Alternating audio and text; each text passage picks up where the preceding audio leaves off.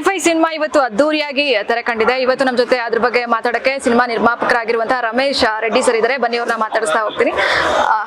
Sir, ಮೊದಲನೇದಾಗಿ cinema ತೆರೆ ಕಂಡಿರುವಂತದ್ದು ಹೇಗೆ ಅನಿಸ್ತದೆ ನಿಮ್ಮ ಎಕ್ಸ್ಪೀರಿಯನ್ಸ್?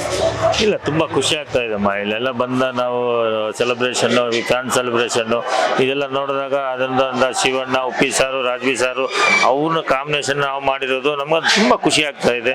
ಅದ್ರಲ್ಲಿ ಅರ್ಜುನ್ ಜನ್ಯ ಅವರು ನಾವು ಈ ಕಥೆನ ಇದು ಮಾಡ್ಕೊಂಡು ಇವ್ರು ಮೂವರೇ ನಮ್ಗೆ ಬೇಕು ಅಂತ ನಾವೆಲ್ಲ ಇದು ಮಾಡ್ಕೊಂಡು ಅದು ಹೇಳಕ್ಕಾಗಲ್ಲ, ಅಷ್ಟು ಖುಷಿ ಇದೆ.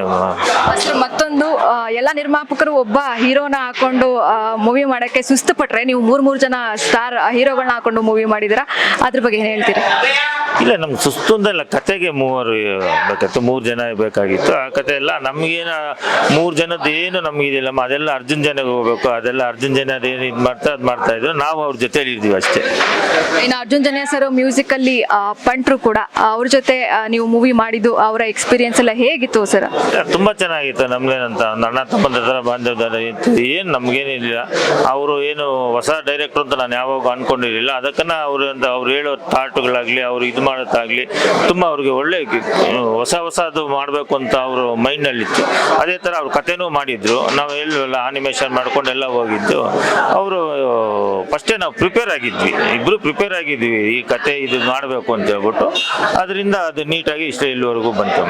ಸರ್, 3 ವರ್ಷದ ಕನಸು, 3 ಹೀರೋಗಳ ಜೊತೆ ಮಾಡಿದ್ರಿ, ಇವತ್ತು ತೆರೆ ಕಂಡಿದೆ ಆ ಕನಸು.